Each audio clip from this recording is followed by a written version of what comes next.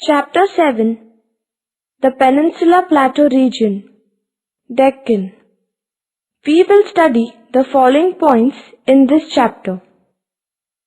7.1 Physiography. 7.2 Climate. 7.3 Soils. 7.4 Natural vegetation and animal life. 7.5 Population and settlement. 7.6 Economic development, which includes agriculture, mining, industries, transportation, tourism. 7.7 Natural hazards and environmental problems.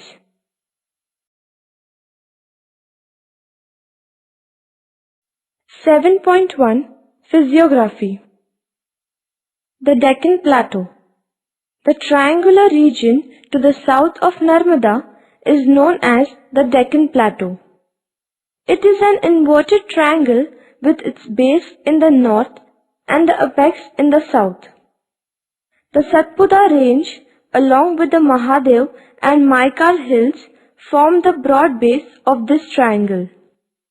The triangular region to the south of Satpura range comprises of a number of plateaus. The western and eastern Ghats form the margins of the Deccan Plateau. The Maharashtra Plateau is mostly made up of basalt rocks of igneous origin. The basalt layer are almost horizontal, and this gives an appearance of a step-like structure to the entire landscape. Hence, these basaltic formations are called Deccan Trap. The Karnataka-Telangana Plateau is chiefly made up of granite and granitic gneiss rocks. The Karnataka Plateau is known as Maidan. The Deccan Plateau is divided into following sub-regions. 1. Satpura Mahadev, Maikal Range. 2. Maharashtra Plateau. 3. Karnataka Telangana Plateau. 4. Eastern Plateaus. Number 1. Satpura Mahadev Maikal Range. This is a group of ranges that extend in an east-west direction and forms the northern edge of the Deccan Plateau. In the extreme west is the Satpura Range, occupying the area between Narmada and Tapi rivers. Satpura Range starts from eastern Gujarat and extends eastward for a distance of 800 kilometers. Its continuity is broken in the central part, and this gap provides an access to North India. It is popularly known as Burhanpur Gap. The hilltops are more or less in the form of plateaus of varying sizes, rising to a height of 700 meters, with a few hills reaching over 900 meters.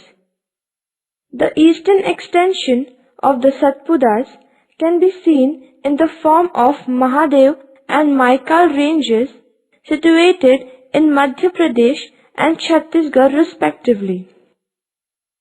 The Maikal range extends roughly in a north-south direction and forms a divide between Narmada and Mahanadi river basins.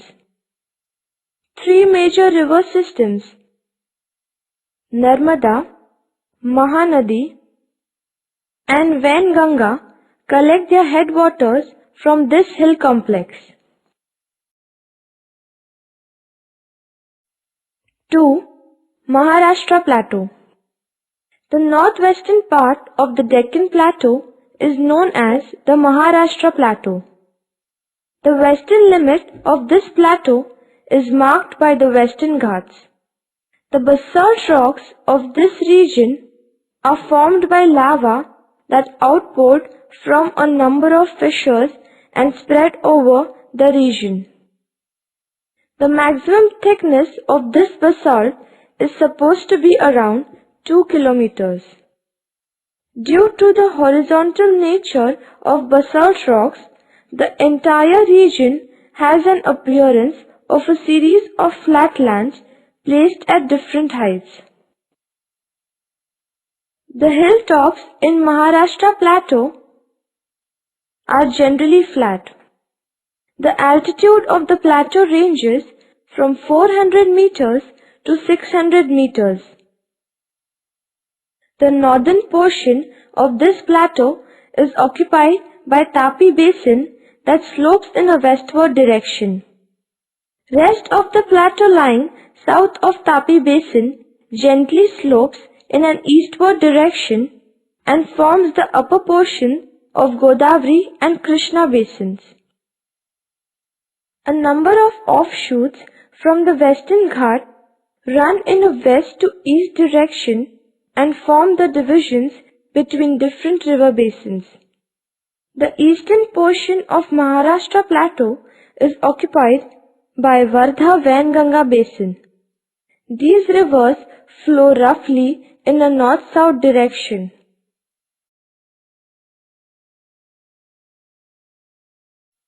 Three.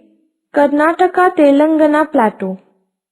The Karnataka-Telangana Plateau is the southernmost part of Deccan Plateau. It covers a large portion of the Deccan Plateau. It is a region of crystalline rocks, mainly granite and granitic gneiss, as well as metamorphic forms of some sedimentary formations. The area comprises of parts of Godavari and Krishna basin in the north and Kaveri basin in the south. We can consider these two extensive areas as separate plateau regions. The plateau is also spotted with a number of low and rounded granitic hills. In Karnataka, the plateau is called as Maidan. The Maidan has an average altitude of 400 meters. The plateau is characterized by a number of low hills that separate the basins of various rivers. The general direction of the slope of the plateau is from west to east. The Telangana Plateau is located along the eastern and the northeastern side of Karnataka Plateau. The Eastern Ghats form the eastern boundary of this region. The region is flat with a few scattered, isolated, dome-shaped hills. The average elevation of the area ranges between 300 meters and 600 meters. 4. The Eastern Plateau. This comprises of three sub-regions, namely Mahanadi Basin, Dandak Aranya, and Garjat Hills. We shall seek some information about each of these sub-regions. Mahanadi Basin. The area to the south of Chota Nagpur Plateau is relatively a low-lying region and is surrounded by hill ranges or plateaus. It occupies central part of Chhattisgarh state and western part of Odisha state. The Maikal range forms its western boundary while the Eastern Ghats form the eastern limit of this region. The Dandak Aranya Plateau is located to the south of this region. The surrounding plateaus or hill ranges have an average height of 500 meters, whereas the low-lying areas has the height of around 300 meters. The land slopes towards the east. Garjat Hills. These hills occupy the northwestern part of Odisha The region is drained by rivers Brahmani and Baitarni. Dandak Aranya. The southern part of Chhattisgarh state and southwestern part of Orissa is known as Dandak Aranya. The central portion of Dandak Aranya is a high-rising plateau with altitudes ranging between 700 meters to 800 meters. The plateau is practically divided into two halves by the east-west following Indravati river. The Dandak Aranya area is known for its rich iron ore deposits. 7.2 Climate. Peninsular Plateau region has a large variation in climate due to its vast size. Most part of the plateau of Peninsular India enjoys tropical wet and dry climate except a semi-arid tract to east of Western Ghats. Winter and early summer are long dry periods with temperature above 18 degrees Celsius. Summer is very hot and the temperature in the interior areas can rise above 45 degrees Celsius. The rainy season is from June to September and the annual rainfall is between 700 millimeters and 1500 millimeters. Only eastern Tamil Nadu receives rainfall during winters due to northeast monsoons. A middle part of this plateau experiences tropical semi-arid climate. It includes Karnataka, interior and western Tamil Nadu, western Andhra Pradesh and central Maharashtra. This region is a famine-prone zone with very unreliable rainfall which varies between 400 millimeters to 750 millimeters annually. The months of March to May are hot and dry with mean monthly temperature of around 32 degrees Celsius.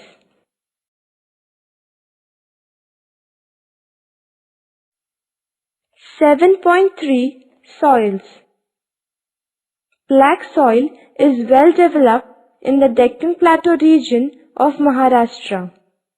These soils are especially suitable for cotton and sugarcane. Red soil is found in Tamil Nadu, Andhra, Karnataka Plateau. 7.4 Natural vegetation and animal life. Varied topography and other physical features of the Deccan Plateau have rich variety of forests. Tropical evergreen, tropical moist deciduous, tropical dry deciduous, and thorny scrub forests are found in this region. Tropical evergreen forests are limited. Teak, sal, shisham, sandalwood, kher, harda, and arjun are some of the trees found here. Sandalwood has a very high commercial value. Due to pressure from population, agriculture and mining, forests are being depleted. A variety of grazing animals from the four-horned antelope and blackbuck to a gaur and wild buffalo are found here. Other important animals are the tigers, wild dogs, sloth bear, and other carnivores. In total, the area is home to many mammals. Some of the larger species mentioned here are rare. The Indian giant squirrel is endangered.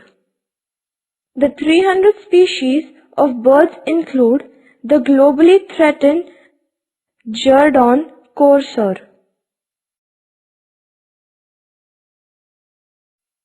7.5 Population and Settlement. The Deccan is home to many languages and people. Bhil and Gond people live in the hills along the northern and the northeastern edges of the plateau and speak various languages. Marathi is the main language of the northwestern Deccan in the state of Maharashtra. Telugu and Kannada are the predominant languages of Andhra Pradesh and Karnataka respectively. Tamil is the main language of Tamil Nadu to the south of the plateau, and Malayalam is found to the southwest of the plateau. The city of Hyderabad is an important center of Urdu language in the Deccan. The large cities in the Deccan are Hyderabad and Bengaluru. Other major cities include Mysore in Karnataka, Coimbatore in Salem in Tamil Nadu, Pune, Nagpur, Nanded, and Aurangabad in Maharashtra. The plateau region of Maharashtra has favored the growth of clustered settlements owing to its rich soils, good water supply, and developed agriculture. Dispersed settlements are also seen in the plateau region because of its rough and undulating terrain.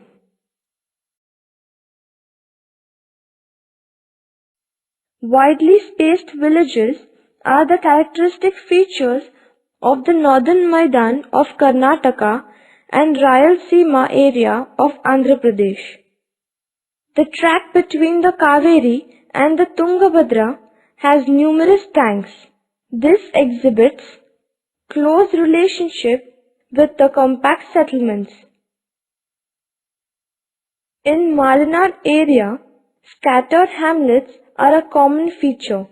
The same features are also replicated in Tamil Nadu uplands.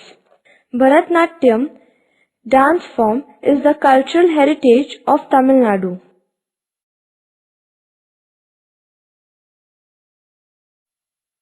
(7.6) Economic Development.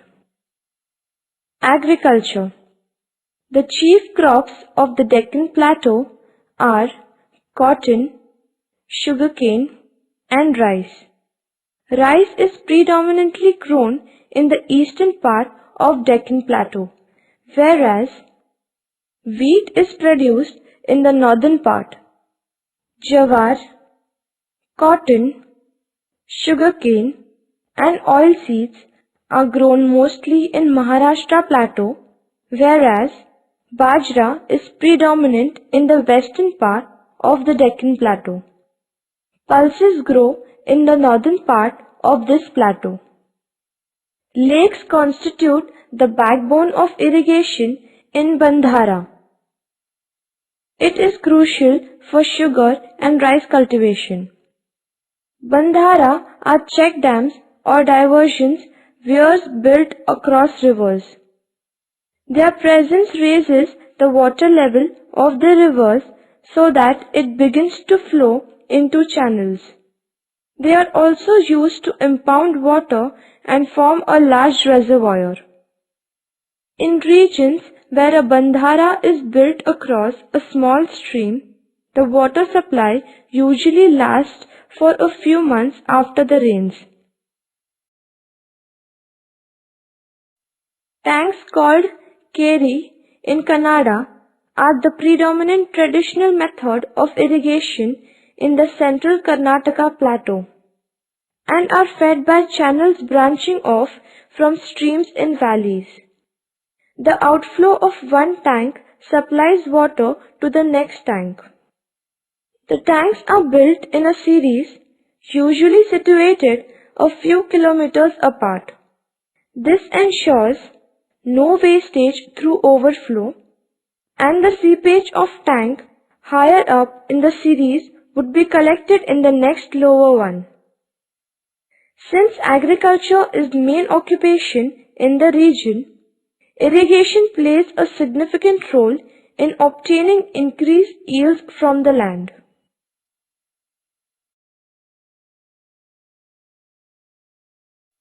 Mining. The plateau is richly endowed with various minerals of industrial importance like manganese, coal, iron ore, limestone, copper, bauxite, silica, sand, chromite, china clay, and common salt. These minerals are found in substantial quantities on the plateau of Maharashtra, Karnataka, and Telangana. Bituminous coal is found in the districts of Bhandara, Nagpur, and Chandrapur. Karnataka is one of the main gold producing states in the country.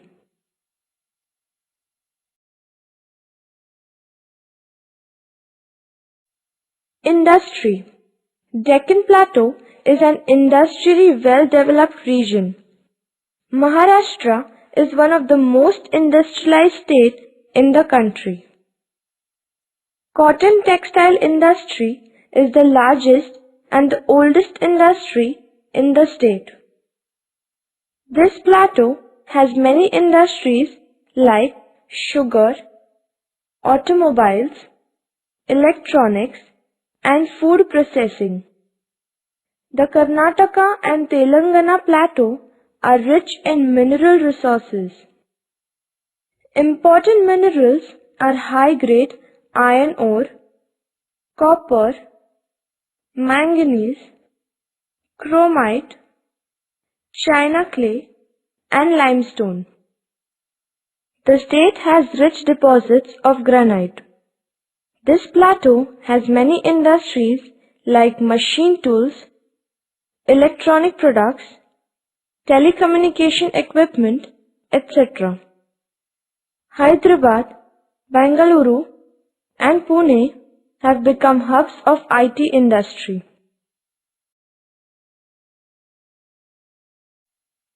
Transportation.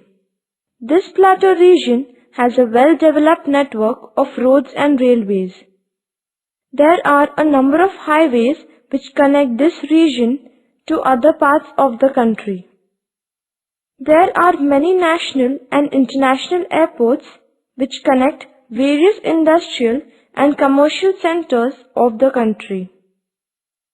Bengaluru, Hyderabad, and Nagpur are the important international airports of the region. Tourism. Deccan Plateau has many tourist places of natural, cultural, historical, and religious importance. Bengaluru and Hyderabad are famous for their gardens.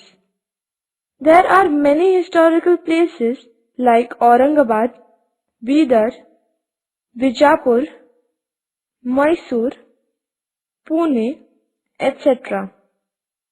Besides these, there are many tourist centers on this plateau region such as Tulzapur, Pandharpur, Shri, Gulbarga, Tirumala, and Madurai that attract people from all over the world.